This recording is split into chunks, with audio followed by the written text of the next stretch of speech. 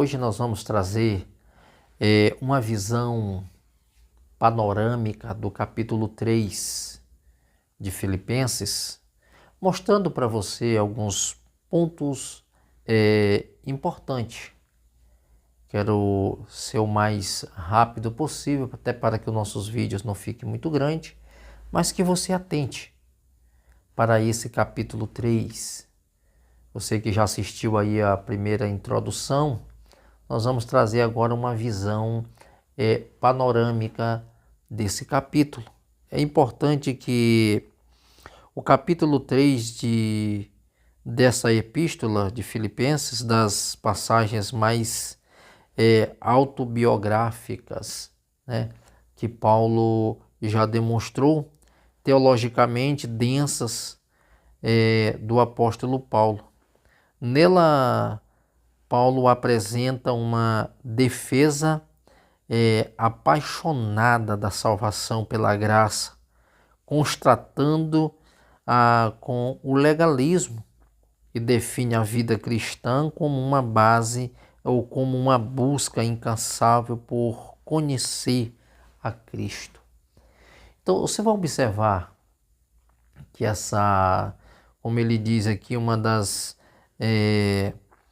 dessas biografias, né, do apóstolo Paulo, uma autobiografia biográfica, e também ela é muito densa, porque ela trata de alguns assuntos em um aspecto bem elevado, e isso faz nos refletir um pouco mais acerca do que é importante na verdade. Os ritos são importantes, eles tiveram a sua importância dentro de um tempo, mas a própria Bíblia diz que na plenitude dos tempos Cristo se manifesta. Então aquilo que era rito, festas, aquilo que era rituais, cerimoniais, estas coisas, elas sombras. Cristo é a completude de tudo isso, e agora nós temos a oportunidade de nós vivermos de uma forma abundante, experimentar algo novo que traz para nós um crescimento. Querido, o propósito aqui é de nos elevar a uma dimensão que possa nos trazer um elevo. Você mudar a sua visão das coisas que são tão básicas da vida. Porque nesse mundo espiritual você precisa mergulhar. Você precisa descer um pouco mais para que você possa, eu vou usar esse termos, descobrir esses tesouros, para que a tua vida ela seja basilada. Se torna denso porque são assuntos que traz às vezes muitos conflitos, confrontos, vai requerer posicionamento, vai querer uma atenção a mais para você se situar. Então quero trazer uma visão panorâmica desse capítulo 3 para você compreender o que nós iremos tratar. Então a visão de Paulo neste capítulo ela pode ser dividida em 3 partes principais. A primeira parte principal aqui é que o aviso contra o legalismo e o valor de Cristo. Então, a primeira coisa que Paulo está comentando aqui é as pessoas terem cuidado com esse legalismo. E agora eles têm que observar algo importante, o valor de Cristo. Né? Do capítulo 3, do verso 1 ao 9, ele vai falar justamente a esse respeito. E a primeira questão que Paulo trata aqui com os irmãos é a questão da alegria. Alegrai-vos no Senhor. Diante de tantas batalhas que possam ser enfrentadas, o que nós nunca podemos perder é a alegria. Tem muita gente que perdeu a alegria de viver, pessoas que não sorrem mais, pessoas que não esboçam mais uma reação, o seu semblante está decaído, você não consegue ver na sua fisionomia uma expressão de gratidão, de gozo da alma, porque não, eu já fui uma pessoa que passei por lutas, a minha mente, a minha alma, o meu espírito já estão tudo cauterizado. Ei, Paulo diz assim, alegrai-vos no Senhor. Não permita que as batalhas do dia a dia tirem de você a alegria de servir. A alegria também faz parte do reconhecimento que temos de um Deus que tudo pode fazer na nossa vida. Só quando você começa a pensar em um Deus que pode fazer muito mais do que você pede ou pensa, você tem motivo para se alegrar. Não deixa que os problemas ofusquem a alegria do teu rosto. Tire o brilho do espírito. Pelo contrário, tem muita gente que no meio do sofrimento eles conseguem ter paz, porque coloca Deus como prioridade acima dos seus próprios problemas. Olha só, Paulo inicia exortando a igreja a se alegrar no Senhor, mesmo em meio às dificuldades. O segundo, ele diz aqui, eu estou falando do primeiro ponto e estou dividindo pontuando para você compreender melhor. Alerta aos judaizantes. Ele adverte severamente contra os falsos mestres, chamando-os de cães, maus obreiros e falsa circuncisão, que exigiam que cristãos e gentios seguissem a lei mosaica, especialmente a circuncisão. Então observe aqui que há essa recomendação de Paulo. Cuidado com os judaizantes. Cuidados com os maus obreiros, que eles trazem a doutrina de Balaão, a doutrina de Jezabel. Cuidado com os libertinos. Quem são os libertinos? Você já procurou saber quem são os libertinos? São judeus não legítimos. São os libertinos. Aqueles que são, por exemplo, isso acontecia muito naqueles dias, os judeus, ou seja, pessoas que não eram judeus, que eram circuncidados e fazem parte desse mesmo povo, são os libertinos. Paulo trata, cuidado com eles, né? Outra coisa, o verdadeiro ponto que ele fala aqui, o item é a verdadeira circuncisão.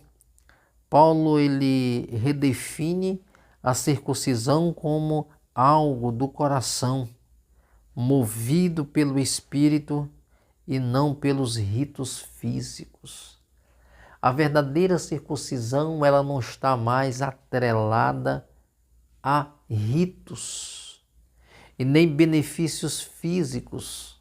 Se você assistiu à primeira aula, você vai entender do capítulo 3, como era que era feito a circuncisão. E Paulo está dizendo, olha, a verdadeira circuncisão, ela é do coração, não é mais baseada em ritos, em rituais, desacerbados, sem fim, que para nada mais serve, simplesmente se tornam repetições de coisas cansativas que não vai agregar valor nenhum para a sua vida. Isso é importante nós refletirmos sobre estas coisas e nós sabermos o que de fato é mais importante. Você que está me ouvindo, você já parou para fazer uma autoavaliação da sua vida e você começar a pensar da seguinte maneira: o que é prioridade para mim? O que é mais importante? Porque por falta dessa avaliação, até mesmo desse entendimento, nós temos visto as pessoas com mentes cansadas. Pessoas que elas não têm mais prazeres na vida. Parece que perderam a alegria de viver. E tudo isso é uma aglomeração de tanta coisa que tanto cansa o físico quanto o mental.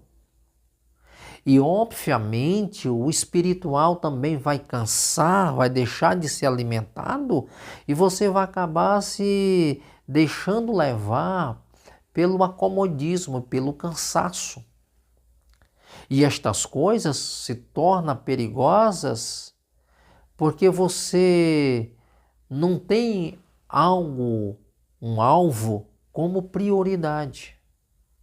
São aglomerações de coisas que se tornam cansativas, enfadonhas. Então é justamente isso que Paulo está tratando com esses irmãos. Falando da verdadeira circuncisão e a circuncisão do coração. Andar no Espírito. É algo que é movido pelo Espírito de Deus e não simplesmente por ritos, né? Uma outra coisa aqui, que ele fala de credenciais e perdas. Isso aqui é um ponto que você deve pensar muito bem a esse respeito. Paulo lista suas impressionantes credenciais judaicas: fariseu, zeloso, irrepreensível na lei, apenas para declarar que considerar tudo isso como perda e refúgio ou lixo em comparação com a grandeza de conhecer a Cristo. Então, Paulo ele traz aqui as suas credenciais, falando que ele era da tribo de Benjamim, judeu de judeu, circuncidado ao 8º dia. Então ele traz as suas credenciais, legitimando, se fosse pelas obras ou pelos ritos, ele era a pessoa legítima, ele era o primeiro a crer, a acreditar na potencialidade desses ritos e da própria lei. Mas ele diz, nada disso. Essas coisas eu considero como perdas, como lixo, como entulho, coisas sem valor e sem prestígio nenhum. Você já imaginou? Às vezes nós deixamos de servir a Deus por coisas tão, sem valor nenhum diante da grandeza das coisas espirituais. A gente perde muito por não credibilizar ou atentar para aquilo que é mais importante. Às vezes você deixa de ganhar, porque às vezes primeiro você não quer perder, você não quer abrir mão. Abrir mão de coisas que são elas a causa de você não avançar. É por isso que Jesus ele faz um convite, que nós temos que lançar fora algumas coisas que são supérfluas. Ele diz que nós temos que abrir mão. E aquele que não abre mão das coisas que lhe prende, ele diz que nós não somos dignos dele. Então vinde a mim, todos que estão cansados e sobrecarregados, eu vos aliviarei. Tomai sobre vós e aprendei de mim, que sou manso e humilde de coração, e acharei descanso para a vossa alma. E diz, o meu jugo é suave e o meu fardo é leve. Precisamos atentar para estas coisas. Observe em Lucas capítulo 18, quando Jesus parou, ouvindo o clamor de um homem cego, quando alguém chegou para Bartimeu e disse assim, o mestre te chama. A primeira coisa que Bartimeu fez foi lançar de si a capa. A capa rotulava Bartimeu. A capa dava legalidade para Bartimeu mendigar. Lançando de si a capa, levantou-se de um salto. E quando chega diante do mestre, o mestre pergunta, o que tu queres que eu te faça? ele disse: Senhor, eu quero ver de novo. Então isso é importante. O que está obstruindo a tua visão? O que está impedindo de você crescer? O que está impedindo de você tomar coragem e dar um passo à frente de um homem, de uma mulher vencedora? Então são certos posicionamentos que temos que tomar na vida para que a gente venha a crescer.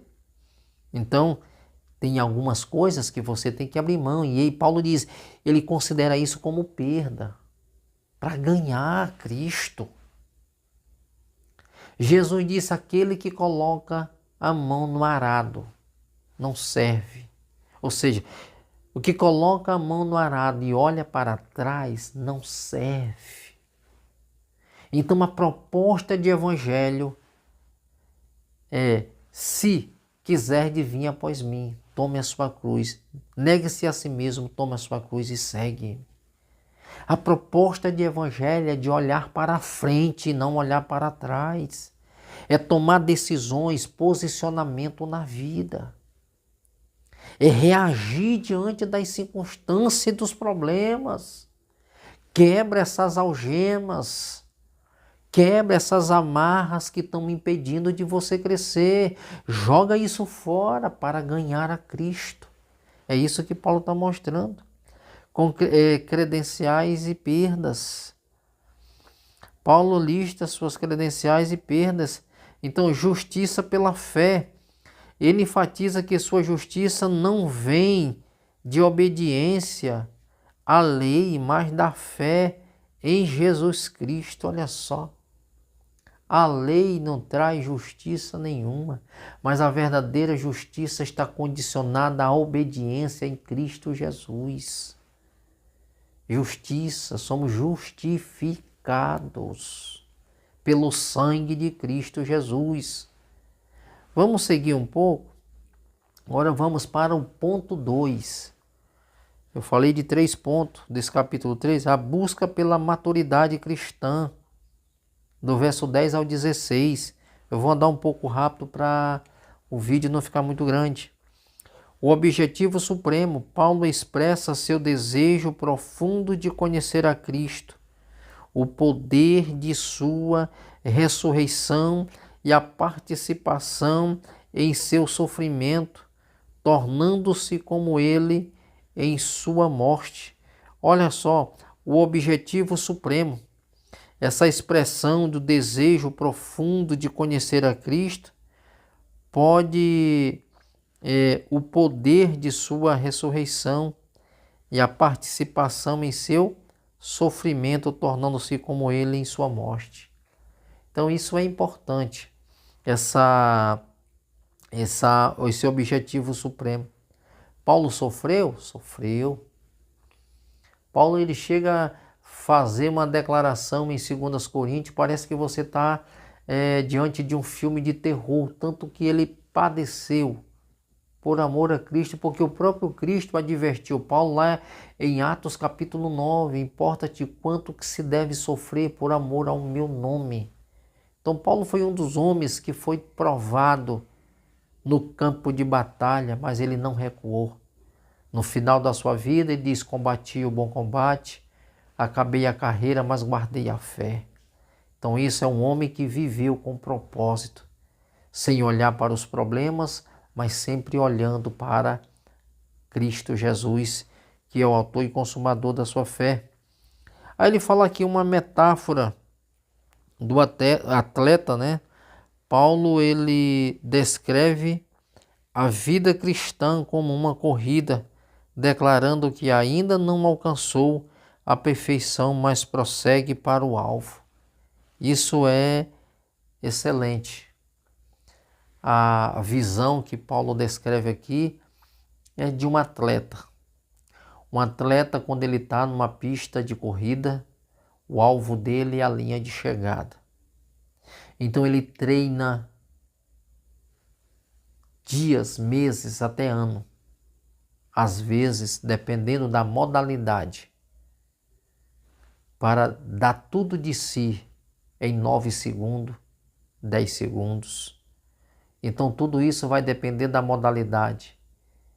E o alcançar do prêmio vai depender do quanto que você se esforçou para se preparar para o tempo daquela grande conquista, ou em busca desta conquista.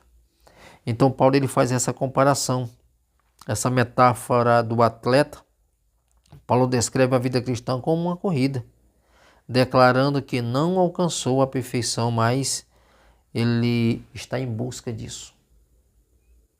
Paulo diz assim, não que eu já tenha alcançado a perfeição, mas esquecendo-me das coisas que para trás fico, ele diz, avanço para aquelas que diante de mim estão, para o prêmio da soberana vocação de Deus em Cristo Jesus. Então, queridos, para que nós possamos conquistar o que está diante de nós, primeiro nós temos que tirar a visão das coisas que para trás ficaram para alcançar aquelas que diante de nós está. Então, isso é foco, isso é propósito. Vamos lá? Esquecendo o passado, ele afirma, esquecendo-me das coisas que para trás fico, avançando para que diante de mim estão, né? Então, para a soberana vocação de Deus em Cristo Jesus. Você tem um alvo? Você tem um propósito? Então não olhe para as coisas que te atrasam. Não olhe para as coisas que para trás ficaram. São pessoas que às vezes até disseram que você não ia conseguir. E você continua olhando para trás, acreditando no que elas dizem, em vez de acreditar naquele que diz, vinde, esforça-te, tem de bom ânimo. Às vezes a gente perde essa visão. Mas eu estou convidando você hoje a reavaliar suas condições para que você possa ser um vencedor. O foco aqui é determinação. Olha só, a visão de Paulo é de foco total, sem distrair com o passado ou com os erros. Então, foco, meu querido, e avança. Terceiro e último diz a cidadania celestial, do 17 ao 21. Modelo a seguir. Paulo pede que os filipenses sigam o seu exemplo e dos que andam segundo o Evangelho. Olha só, isso é um modelo. Paulo algumas vezes diz assim, sejam meus imitadores assim como eu sou de Cristo. Qual é o modelo?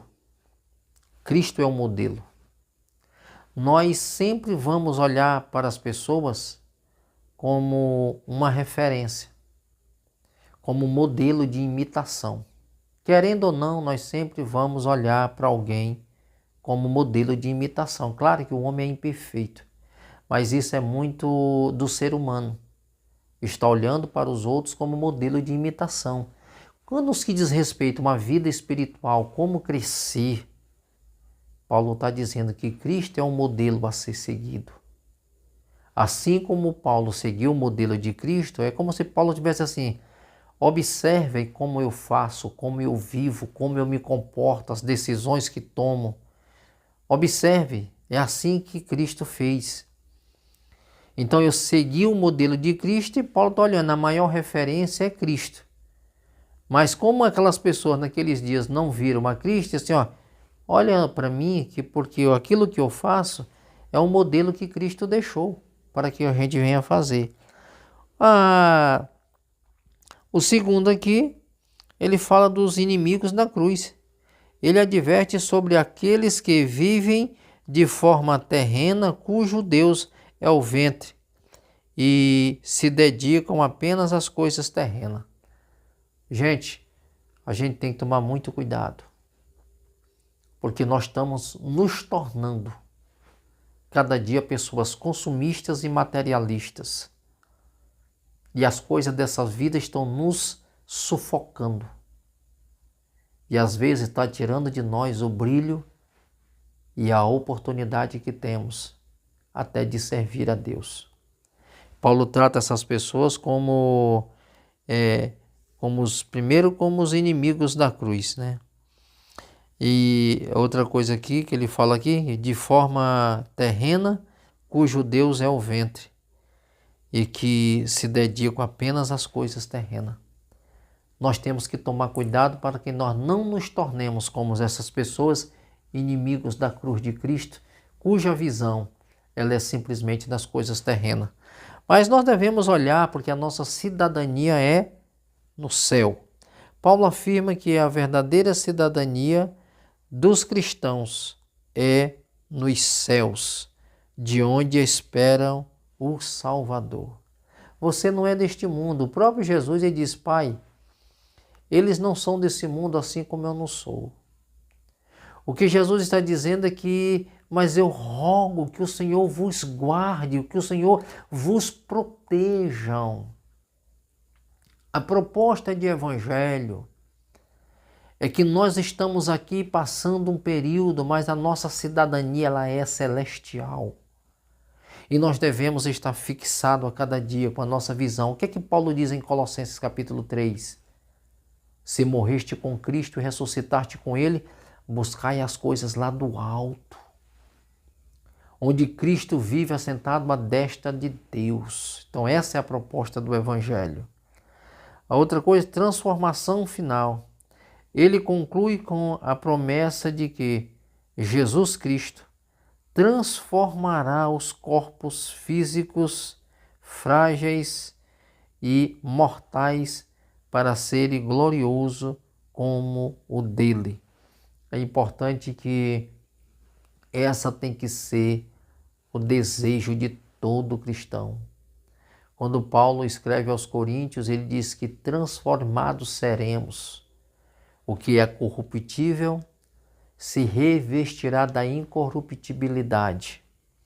Então nós estamos debaixo de uma promessa de Deus, que é a promessa de que Jesus Cristo transformará os corpos físicos frágeis e mortais para ser glorioso como o dele. Cristo, quando ressuscitou, ele ressuscitou em um corpo glorioso.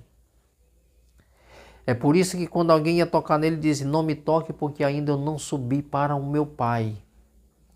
Cristo não estava em um corpo de carne, mas um corpo glorioso. É tão tal que ele entrou aonde os discípulos estavam com medo, ele entrou sem que nenhuma porta fosse aberta. E diz: Pai, seja convosco. E eles ficaram assustados. Então, nós temos que tomar posse dessa palavra. Estarmos confiantes que o Senhor tem coisas grandiosas para as nossas vidas. E só para concluir aqui, ele fala aqui dessa visão, desse resumo, né? O capítulo 3 mostra um Paulo que abandonou o orgulho religioso e a autoconfiança para viver totalmente focado em Cristo, encarando a fé como uma corrida dinâmica em direção à transformação final e à ressurreição. Queridos, que Deus possa te abençoar nesta noite, nesse dia, nesta manhã, que Ele possa continuar dando graça e você a cada dia ser fortalecido em Deus, crendo nessas reflexões, porque isso vai abrir a tua mente, o teu entendimento para o teu crescimento. Eu quero, nesse momento, convidar você a tomar uma posição, porque as coisas elas só vão mudar na nossa vida a partir de um posicionamento nosso. Se nós nunca reagirmos, se nós nunca nos posicionar, as coisas não vão mudar. Se nós esperarmos que as coisas mudem, elas podem até mudar, mas nós não vamos estar preparados porque nós não estamos fazendo parte dessa mudança. Mas para que algo aconteça em nós, eu preciso reagir. Eu preciso me posicionar. Eu preciso assumir o controle da minha vida, não deixar que as coisas elas me dominem e nem que as pessoas decidam as coisas por mim. Eu decido, mediante o que estou ouvindo, me submeter em obediência a Deus para que eu possa ver a sua glória. Tudo isso é disposição, é atitude, é resolver se colocar nessa condição. Ezequiel 22:30, a Bíblia diz que o Senhor estava procurando um homem que fosse capaz de se colocar na brecha e de interceder pelo povo, mas a ninguém ele encontrou. Em João capítulo 4, a Bíblia diz que o Senhor procura os verdadeiros adoradores que adorem o Pai em espírito e em verdade. Seja essa pessoa. Deixa ser achado. O Senhor fala através do profeta Jeremias que se nós nos disponibilizarmos a buscar a Ele, Ele vai deixar ser encontrado por nós. Deixa Ele te encontrar hoje.